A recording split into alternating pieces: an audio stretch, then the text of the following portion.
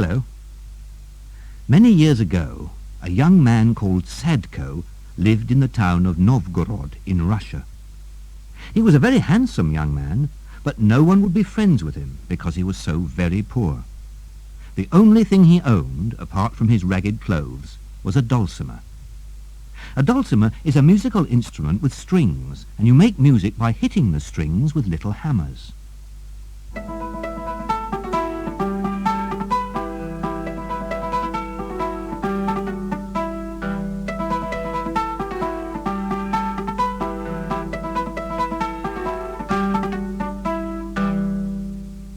Sadko managed to earn enough money to buy bread to eat by playing the dulcimer so that people could dance to its music.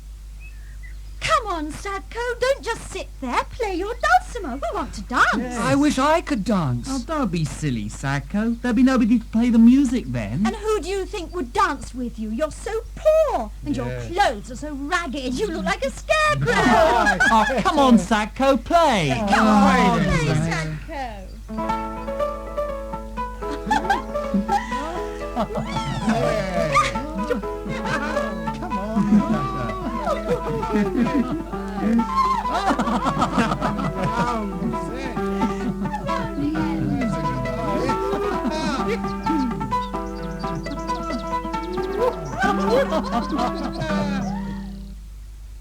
When the people were tired of dancing, they gave Sadko a few small coins and went away and left him. Here you are, Sadko. Buy yourself a piece of bread for your supper. Thank you. I don't know why he wants to buy bread. He ought to buy some new clothes. Look at him. Sadko is a scarecrow. Sadko is a scarecrow. But Sadko took no notice of the unkind things they said. He was used to them by now. He took his dulcimer down to his favourite place on the banks of the river Volkhov, which flows from a lake near the town to another great lake in the north. Ah, this is where I love to be, beside my little river Volkhov. You're never rude or unkind to me, are you, little Volkhov? You are more beautiful than all those girls with their high and mighty ways. Listen, I've made up a new tune especially for you.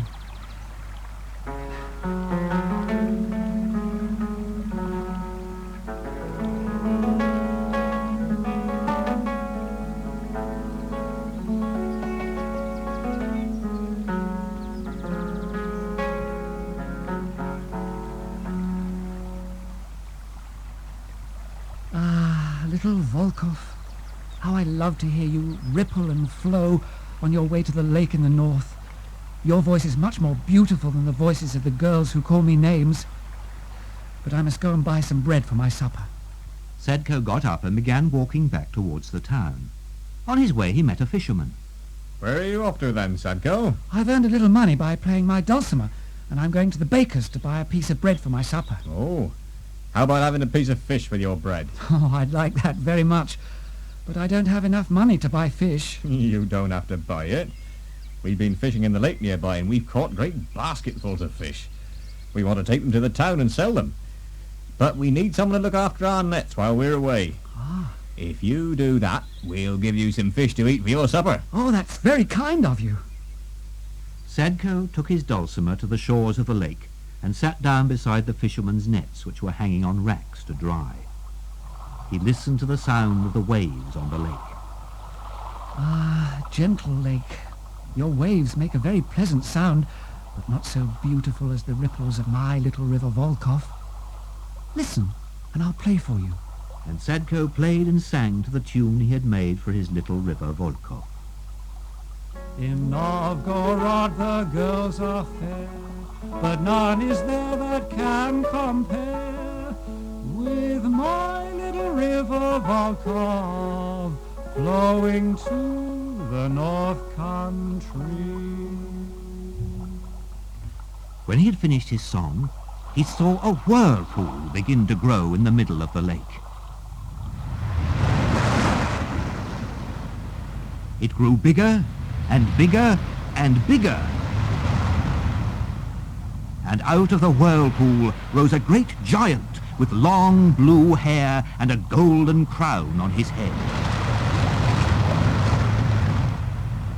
Do you know who I am, Sadko?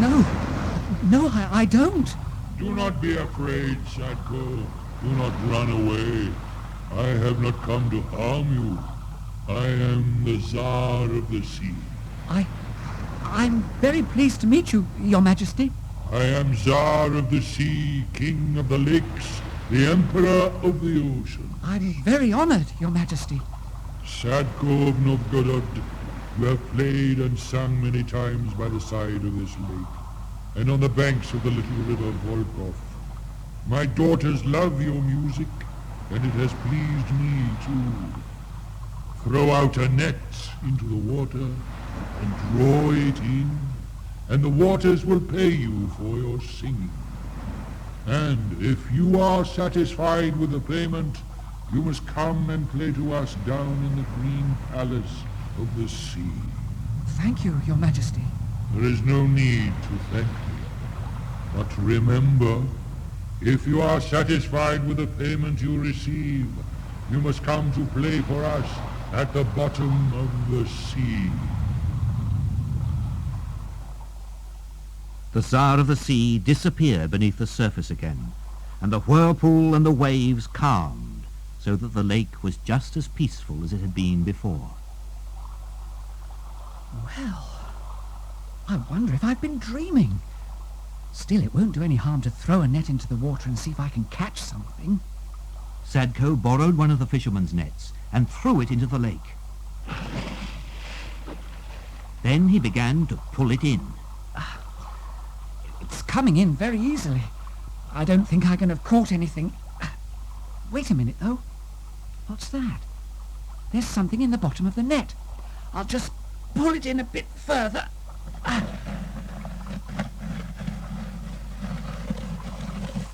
There, yes. There's a wooden box in the net. I'll lift it up onto the shore. Oh, it's very heavy. There we are.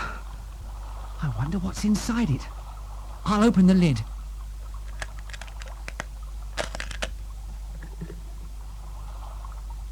Why, it's full of gold and jewels, diamonds and rubies. Oh, these will make me a rich man. Sadko took the box and put it in a safe place behind a rock, and then came back to watch the fisherman's nets. Another person might have been so excited about finding this box full of gold and jewels that he might have forgotten all about looking after the nets. But Sadko remembered what he had promised the fisherman, so he sat down on the shore of the lake and played his dulcimer until they returned.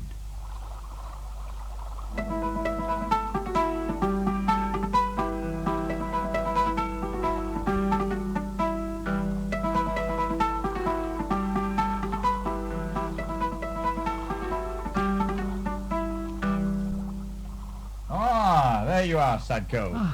Kept on that safe, I see. Here you are, then. Here's your payment, some fish for your supper. Oh, thank you, fisherman. Thank you very much. And a good night to you. Good night. Sadko went to the place where he'd hidden the box of gold and jewels. He made a little fire and cooked the fish. This is the last meal I shall eat as a poor man. I wonder if I shall be any happier now that I'm rich. Then he played his dulcimer for the last time as a poor man.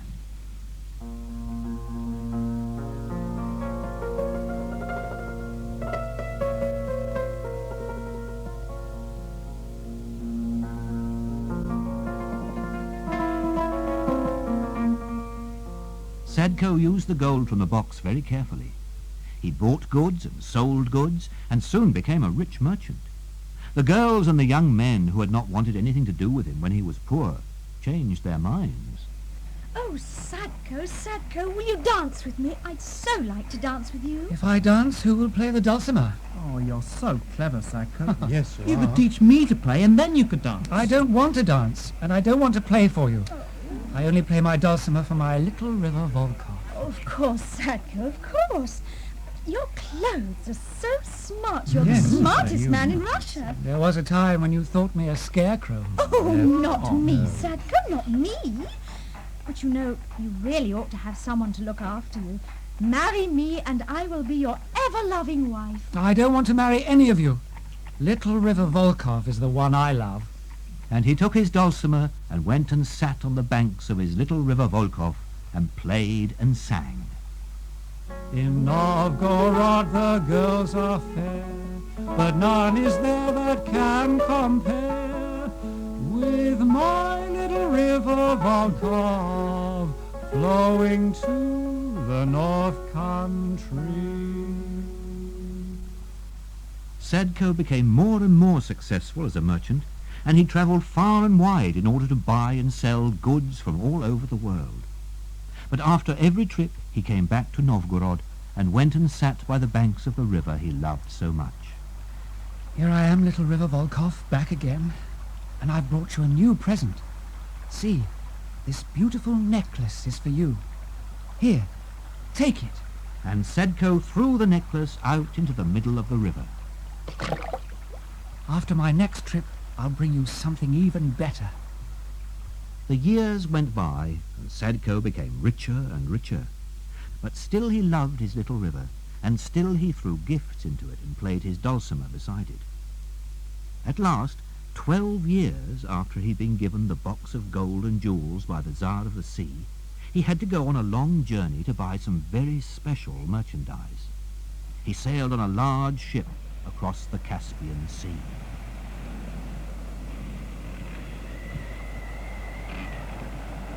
For many days the ship sailed on, far from the sight of land, and Sadko sat on the deck and played his dulcimer and sang. The Caspian is blue and white, but not so bright by day or night as my little river Volkhov, flowing in the North Country. And the ship sailed on and on.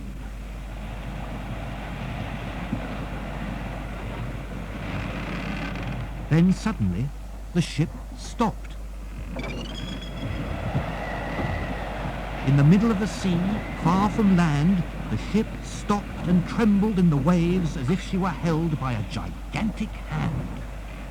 The captain called out to the man who was steering the ship. Helmsman! Helmsman! Have we struck a rock? No, Captain. There are no rocks in this sea for miles and miles. Then why have we stopped? There is magic in this. The ship is stopped by magic. Hoist more sail! Hoist more sail! The wind blew into them, making the masts bend and creak.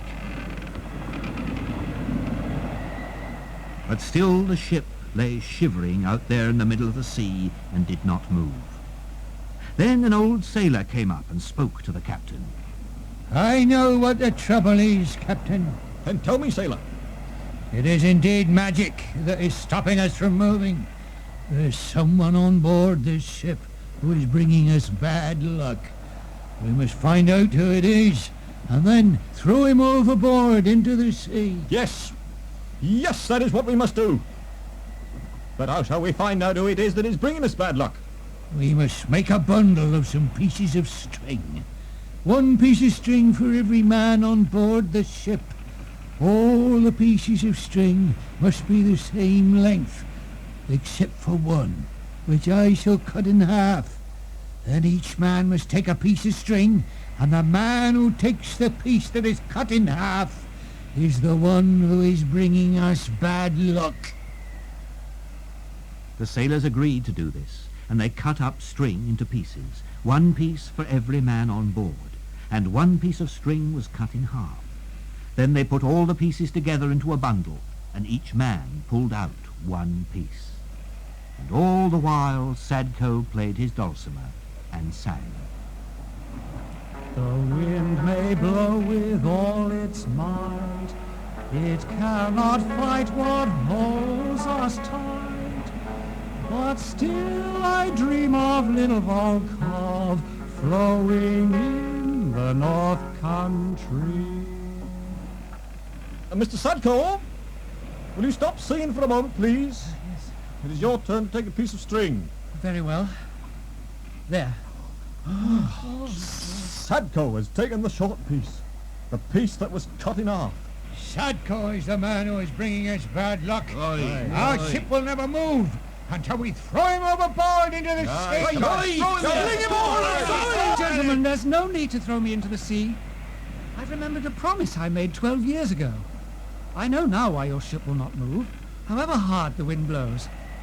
The Tsar of the sea is holding your ship to remind me of my promise. I will jump into the sea myself. And Sadko took his dulcimer and leapt over the side of the ship into the blue waters of the Caspian Sea. And straightway the ship shot forward like an arrow from a bow and continued on its journey while Sadko sank slowly to the bottom of the sea.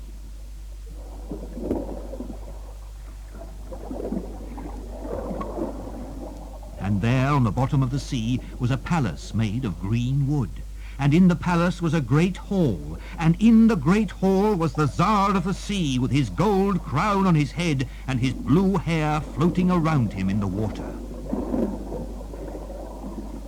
Ah, Sadko, you took what the sea gave you, but you have been a long time in coming to sing in the palace of the sea. 12 years I have lain here waiting for you. Great Tsar, forgive me. Sing now.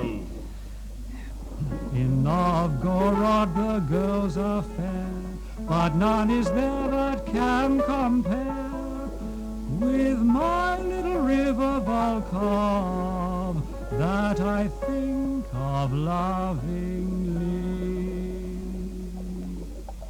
Well done, Sadko. You have played well and given me great pleasure. I have 30 daughters, and you shall choose one and marry her and be a prince of the sea. I love my little river Volkhov better than any girls on earth or under the sea. But you haven't yet seen my daughters. And then the 30 daughters of the Tsar of the sea came in. They were all very beautiful, but 29 of them passed by, and Sadko thought only of how much he missed his little river Volkhov. And then he saw the last daughter. Oh, you are the only maiden on earth or under the sea as pretty as my little river Volkhov. My daughter's name is Volkhov, Sadko. And see what she is wearing round her neck. Why, it's the necklace I threw into my little river Volkhov as a present. Yes, Sadko. And I have all your other presents safe and sound. Oh, my little Volkhov. There is no one I love as much as you. Then you shall be married, and I shall dance at your wedding, Prince Sadko. And they were married. And Sadko played his dulcimer, and the Tsar of the sea did dance. Great was that dancing. The sea boiled and ships went down and waves rolled as big as houses. The sea overflowed its shores and whole towns were under water as the Tsar danced mightily on the bottom of the sea. And now, whenever there is a storm, the sailors say that Sadko is playing his dulcimer and the Tsar of the sea is dancing his great dance.